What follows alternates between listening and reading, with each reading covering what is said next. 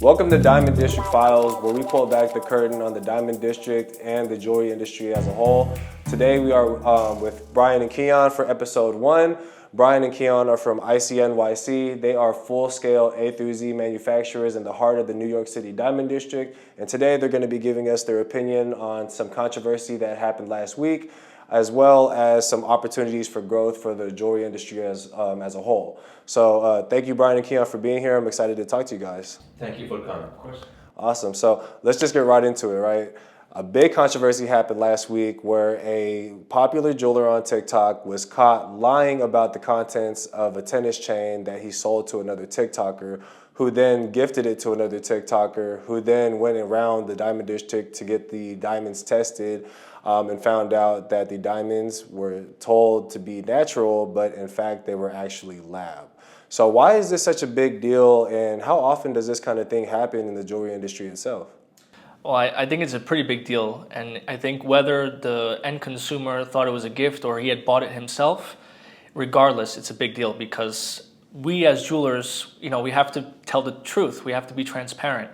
And so when people are purchasing from us, especially high value, they're expecting to get what they're paying for, right? So again, whether it was a gift or not, that person thought that he was receiving a natural diamond tennis chain. So this is a big deal because now that that's happened, what do other people think that are buying from jewelers? They're thinking that they're not going to get what they're paying for. So it's a big deal. Actually, I don't have TikTok. Brian just showed me a few days ago that incident. I just want to make clear something over here for everybody. There is no problem if you're selling lab-grown diamond or SI quality diamond or TTLC diamond or like VS quality diamond.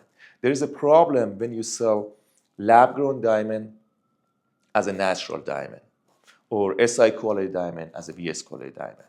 So the customer wants to know what exactly they pay and what exactly they get. So they don't want to pay for natural and they get lab grown, or they pay for SI quality diamond, they get I quality, or they pay for VS quality, they get SI quality.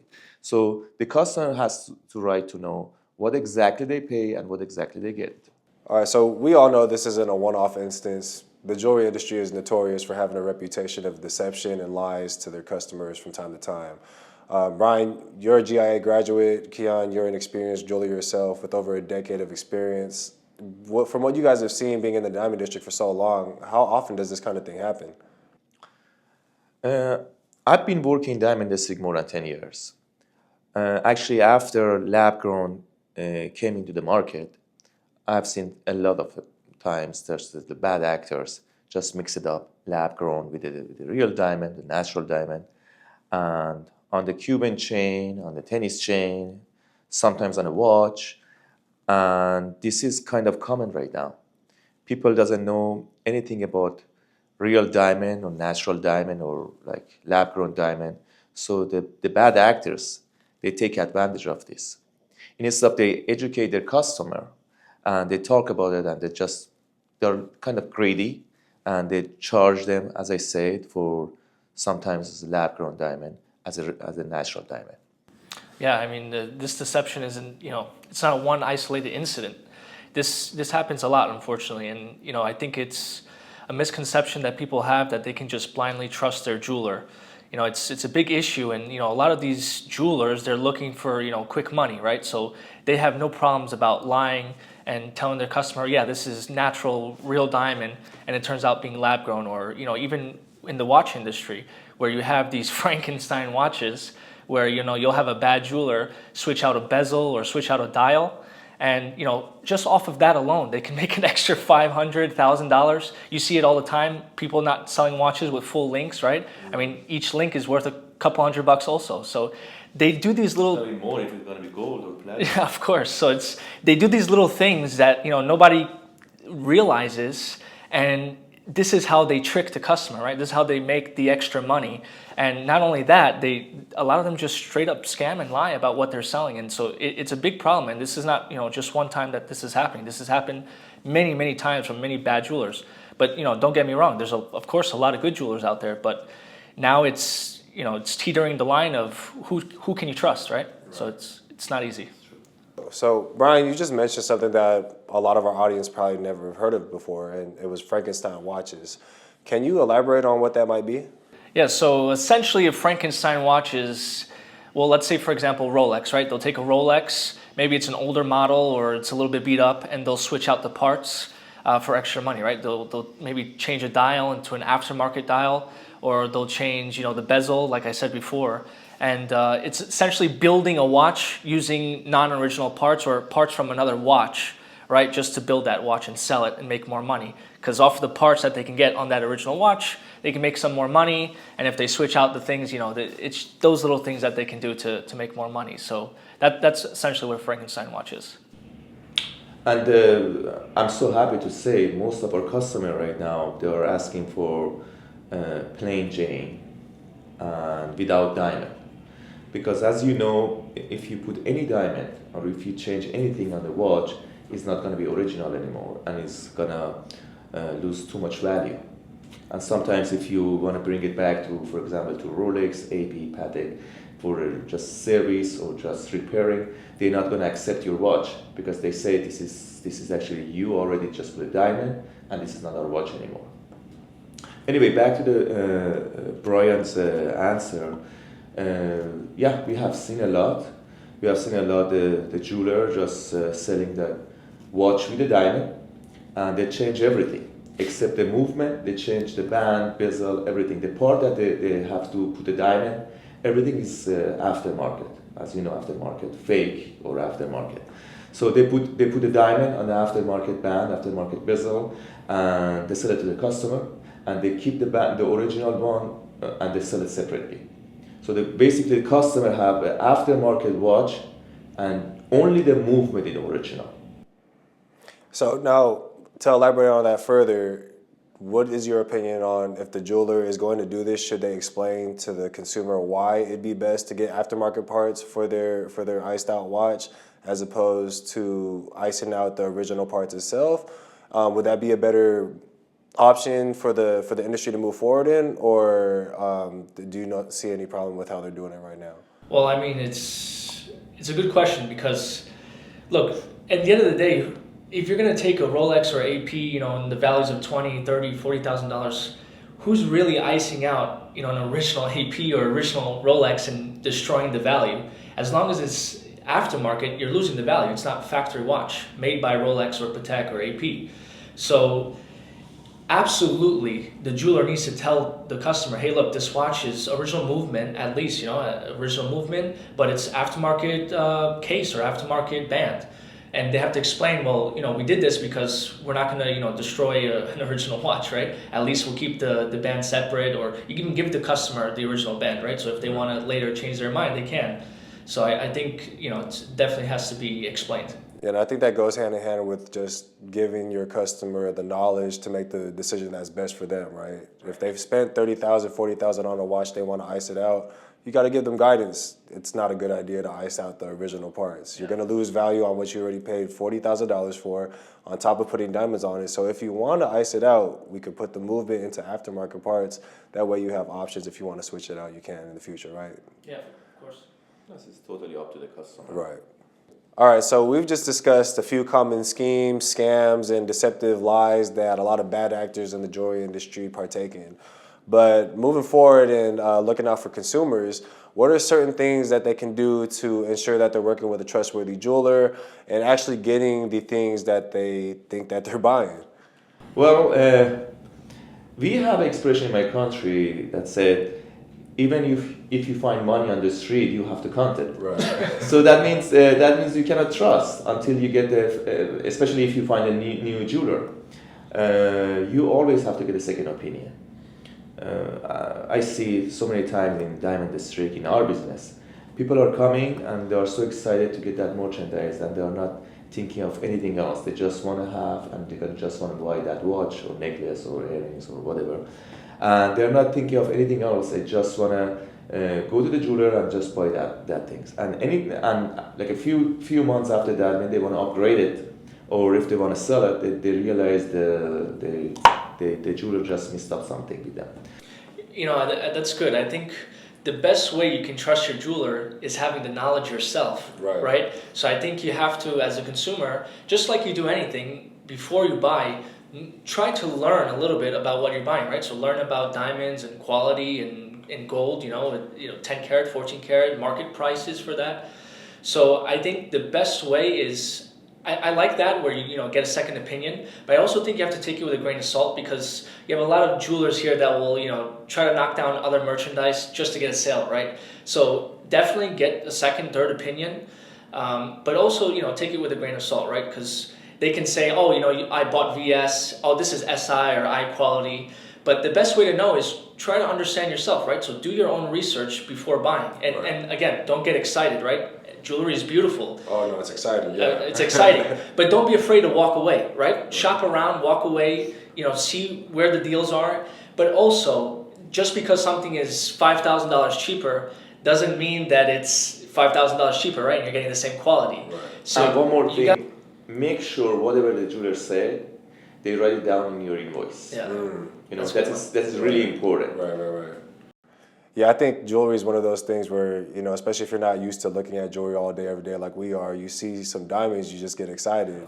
Right. To an untrained eye, a diamond is a diamond regardless of the color or clarity it is. So I agree with you, Brian, and you too, Keon. Get a second opinion, but also arm yourself with the knowledge to make sure that when you do hit the jungle of a diamond district, that you're not going to get got because you didn't prepare yourself with some education. You're spending $5,000, $10,000, $20,000, right?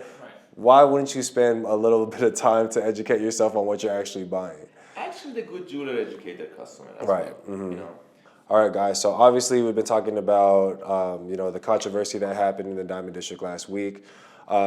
Is there a positive that can come out of this? Obviously, the trust in the jewelry industry has gone to a very low point. But is there a positive outcome that comes from this in regards to how the industry moves forward and how we treat our customers? I mean, I think it has to, right? So I think people are too caught up in the social media and just seeing, big deals, big coin flips, and they think that that's reality when it's not. Things are being hyped up, and I think that shows a bad part of this industry, because that's not really how things are. That's not how things are sold, at least not for us, right? So I think it has to, in order to get the trust back, because at this point, I really do believe that people don't trust jewelers anymore, and they have every right to. I don't know what happened in Diamond District right now, because past few months I see left and right people as one cameraman and just talking to the camera and just putting the social media, and it's so trendy, just selling their jewelry to some audience that they're catching the audience from social media, and maybe they have to change something. Maybe they have to just, instead of just focusing on just social media and just talk about their merchandise, maybe they have to just build up the trust between their business and their customer. Yeah, I think, again, that education part, right? I think there's too much lack of transparency. So it's our job to educate the customer, because I don't think, in this day and age, people see what they see online, right? So there's that lack of trust because people don't know what they're buying. So it's our job as jewelers and people in the industry to try and, alleviate those concerns and get that trust back and educate the customer. I don't know what should I say it or not, because Brian actually showed me a few times that the people in Diamond District talk about jewelry or their watch and they're trying to sell something. As I said, I've been in Diamond District more than 10 years, and I don't know most of them. They just came to this business and they started just talk about jewelry, and we are young as well, but we have some education. Yeah. But they are coming and just young people just talk about diamond, talk about jewelry without, as you can see in their video, without any education. And they just try to just make it some drama, some fight, or some funny things to just sell, to get more viewers and to sell their jewelry. And I think it's also maybe many of the jewelry stores and jewelry owners and jewelers, they don't really have the knowledge, right? I mean, we're on the manufacturing side, so we, from A to Z, we make jewelry. So we have our factory and we do everything in-house. But majority of these jewelers are just I'm gonna say like middleman. They buy and they sell, right? They buy at one price, sell it at one price, make their money, and sometimes they don't even have the knowledge, and they'll just take the word of another jeweler and say, hey, this is this quality, or it's natural, or whatever it is, and it turns out not being that. So I think also jewelers need to educate themselves because there's a lot of middlemen out there. Right. And I'll be transparent myself, being on the retail side and not having any education when I first got into it. I'm pretty sure that stuff kind of happened to me when I first got started. I didn't have any knowledge about diamonds. I was just excited to get the sale. So I think a lot of the times, I don't think it's the jeweler's fault that they were being deceptive, because they might have not even known that what they were getting, the goods that they were getting from their manufacturer, wasn't what they thought it was. And I say that to say, on the retail end of things, we're in the people business. We're not really in the gold and diamond business, right? So as long as jewelers can admit their mistakes, can be transparent about their education level on certain things, as long as their customer trusts them and knows that whatever goes wrong, that their jeweler will make it right, I think that's another step that the industry can take, especially as new jewelers like we all are, at some point, as first generation jewelers ourselves, come into the game, because we're not the first jewelers, we're not the last. Whether we're alive or dead, there's going to be new people getting into the industry, and I think as things move forward, we got to keep that in mind. Yeah, absolutely. So you mentioned social media in regards to the glitz and glamour of the jewelry industry being trendy. Who's actually the first person that you saw on social media that was in the jewelry industry that had success? I think Max did first. Max? Everyone knows him as Trax NYC. Oh, okay, gotcha. And recently, anything I see in social media actually is their kind of copy his technique, and it's funny to watch. Right. Do you know him personally? I know him. Yeah. I work with his company around 8 months, and he has really good personality. He has a good businessman with a good heart. Yeah, I think as trends of social media move on, I think they need to try and do more of what he's doing, with educating the customer. So I think he's doing social media the right way. All right, let's switch gears for a second and let's discuss diamonds, lab versus natural. On the lab side, we have CVD and HPHT, and then on the natural side, we have diamonds that come from the ground. So what is the difference between a natural diamond and a lab diamond, and what's the best option for a consumer, and what are some things that they should think about when making their purchase? Right. So the difference between natural and lab, I mean, you kind of said it, right? One comes from earth and the other one is made in a laboratory. So I think a lot of people have the misconception that, a lab diamond is not a diamond. It's a diamond, right? I mean, it's chemically the same as a diamond. It's just made in a laboratory. So in terms of, if you're going to buy it, I guess everything is up to you, right? It's up to the customer. I mean, are you comfortable wearing natural? Are you comfortable wearing lab? So it's ultimately their choice. But I want everyone to understand there is no way to tell a difference from the naked eye between natural and lab. And jewelers can say whatever they want. They can say, "Oh, I can tell the difference." No, you can't. It's the same, natural and lab. The only way to test and check the difference is by using a high-end machine where they cost several $1,000s, and then that's the only way you can tell the difference. I always call the lab-grown IVF diamond. So it's exactly like the same process, But it depends. It depends on the budget you have. It depends on the money you want to spend. Right now, if I say the diamond is better than lab or lab is better than diamond, some people are going to be not happy about it. But as I said, everything has a price, and I think it just depends on you if you want to get something like bigger size, better quality with a lower budget, or you want to get something like, as I said, it's all up to the customer. Right. And I think a question that comes to me a lot, especially when it comes to lab and natural, is when it comes to engagement rings. It's something that I ask my clients all the time is, what are your plans after you get married? Do you guys want to go on a big honeymoon? Do you want to put a down payment on a house?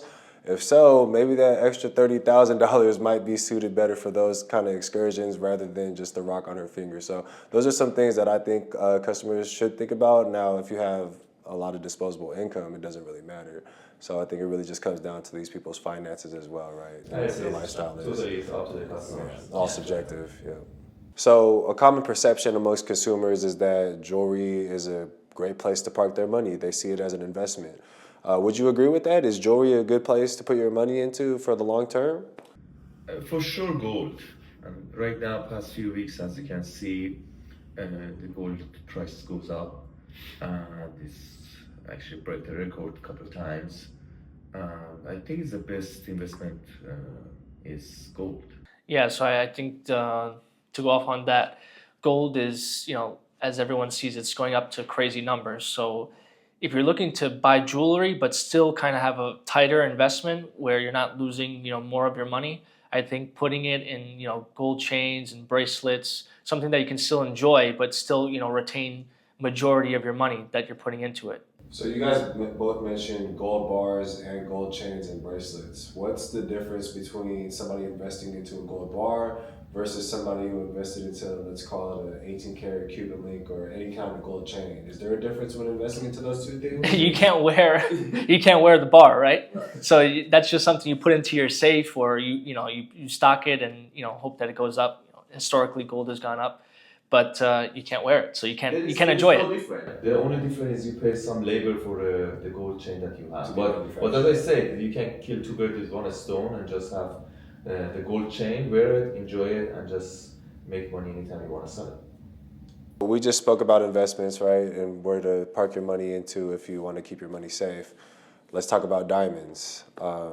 Times get tough. People look to sell their jewelry as one of the first things they do to liquidate their assets. How does that typically go? And is there a difference between liquidating your lab diamond versus liquidating your natural diamond? Can you give us some insight into that? So I think from what I've seen online, everyone is saying, and especially natural diamond dealers and jewelers where they're pushing more towards natural, first thing they're saying is, oh, lab grown has no value.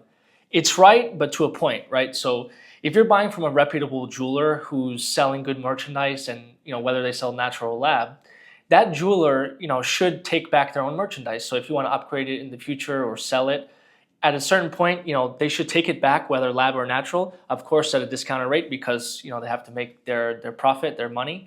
But they both have a value. So if you look at natural, and so many jewelers who are saying, oh, well, natural holds their value, that's just, it's false, because you have so many people within the line that are making money, and depending on where you get it from, you're paying a premium. So if you go and buy natural, and let's say you're buying, a 2 carat natural, and you're paying $20,000. If you go back in, a year later or 6 months later and try to sell it back to the jeweler or another jeweler, you're not going to get more than, 8 to 10,000. That's just the reality of it. You're going to lose 50%. So how long do you have to wait to get your investment or even break even on that purchase?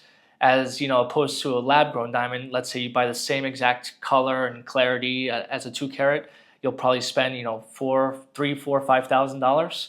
And so when you say that, oh, it has no value, okay, let's say you lost that $3,000 to $5,000, at least you didn't lose 10, Right.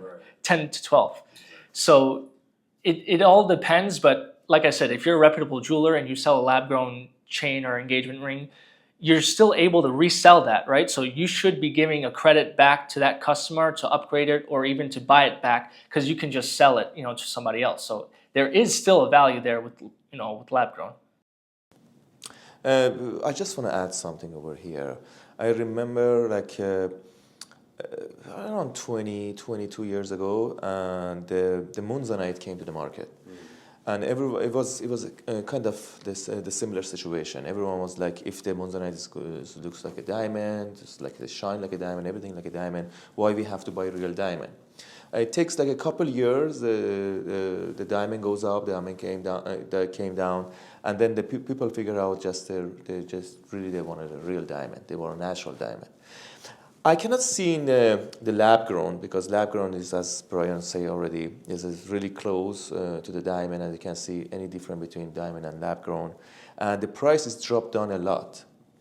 2 years ago, you have to pay like 5,500, 6,000 to get like a 2 carat diamond, 2 carat lab grown diamond. And right now that diamond is going to be around 5,500 or 600 for that. But we still don't know what is going on in the market, because the diamond came down because of the lab grown as well. Yeah, I remember I sold an engagement ring back in 2022. It was a lab diamond, 3.15 carat.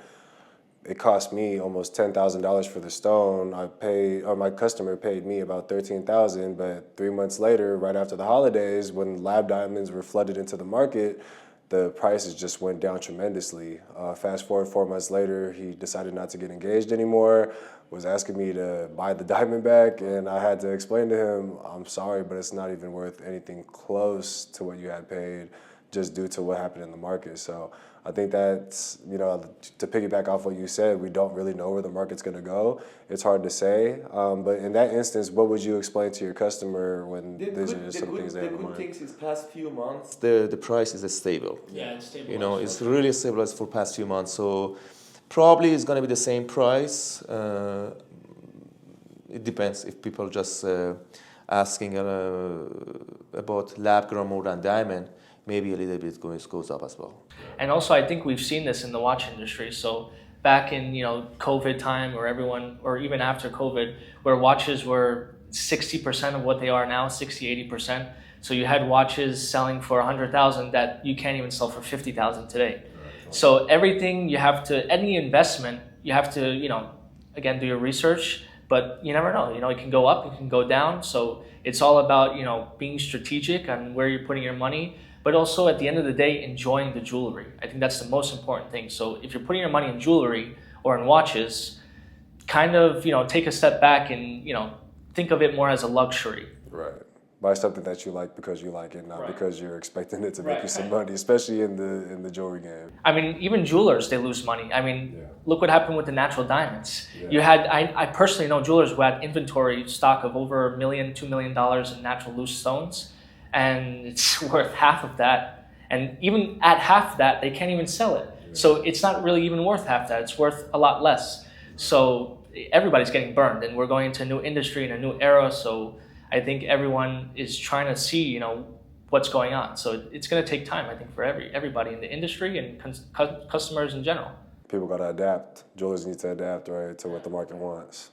So, Keon and Brian, you two don't only talk the talk, but you walk the walk as well. Can you give us some insight into what your jewelry factory at ICNYC does and who you guys service? Yeah, so we're a complete A to Z manufacturer. So what that means is we do the whole process of the jewelry manufacturing. So, you could, for example, we do from picture to final piece.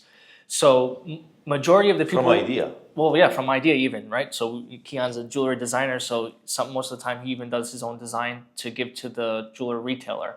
So our main customer is the jewelry retailer, the jewelry store. So we work with many jewelry stores throughout the United States and some even international and also private clients. So we'll manufacture for them, whether it's custom pieces or stock items, and they use that in their jewelry store to sell. So we have a complete in-house production where we're doing the full process of designing the jewelry, printing the models, casting it, which is putting the model into the gold piece or silver piece or whatever metal, adding the stones, hand set, and then the final polishing and final finishing. So that's what we do on a day-to-day basis.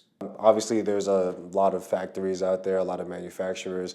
What makes you guys unique versus somebody going overseas to China or Thailand to manufacture their jewelry? Why should folks come to ICNYC?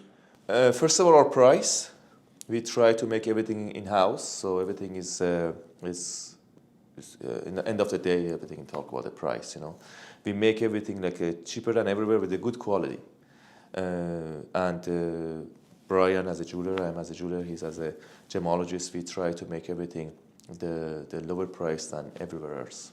So, but I also want to touch on that with overseas, right? So everyone thinks, okay, overseas is going to be cheaper, Thailand, Hong Kong, other areas in China.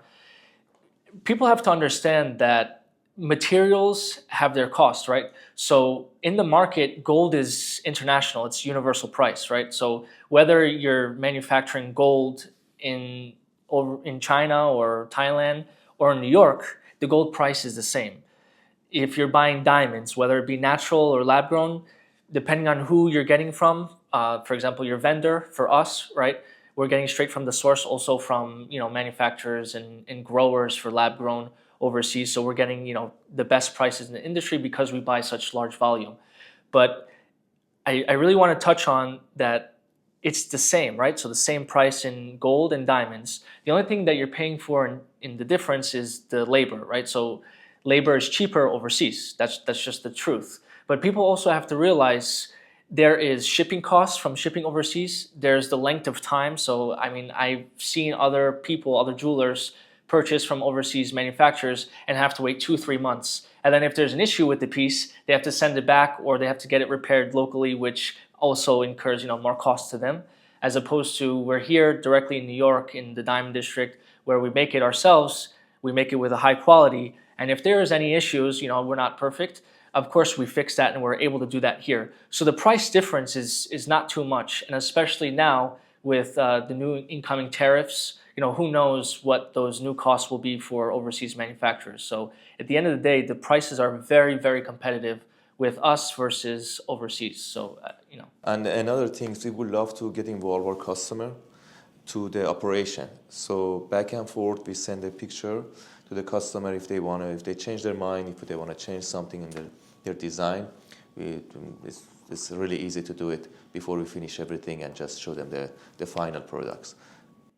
Yeah, and I think also the quality control is a big factor. So we have a multi-tier system of quality control where, every step of the process we're checking in on that, right? So whether it's the first initial design, we'll send that to the customer, to the jeweler, right, where they'll send it to their customer to get, final approval. If they want any changes, that's, the first quality control check. And then you have the casting of the gold. Sometimes it doesn't come perfect, right? You have porosity, which is microscopic defects in the metal. It's just part of the process. And so we inspect that as well as the finishing and the stone setting to make sure stones are even and that the polishing is, of a high polish where you're not getting used jewelry, right? Where you see stuff that goes into a showcase and has been touched by thousands of people and you've got, a bunch of scratches on the piece. And, I think every customer deserves a high polish and a well-crafted piece. Right. Awesome. And if there are any jewelers out there that want to use your services, how do they get in touch with you guys? Do you have a website, Instagram page? Yeah, they can follow us at ic.nyc. We post some content there of the manufacturing process, so they can reach out there, and then our contacts are all on there. So awesome. And I actually use them for a lot of my manufacturing as well. I can vouch for the quality. It's A1. It's the best in the industry. So that concludes our first episode of Diamond District Files. Big thank you to Brian and Keon of ICNYC for coming by and sharing some knowledge with us. Keon and Brian, any last words for our audience before we let you go? Well, always get the second opinion if you want to buy some like a really expensive jewelry, and always buy gold. I think it comes down to, again, educate yourself, and most important, buy jewelry because you enjoy it and you like it, and just keep it at that.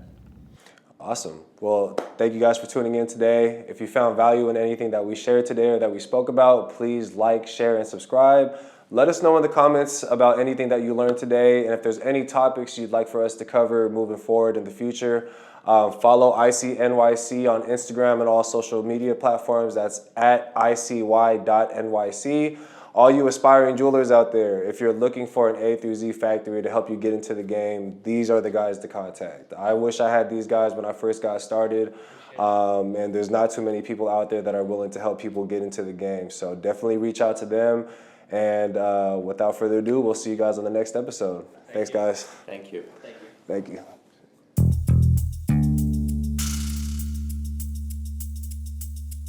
Wow.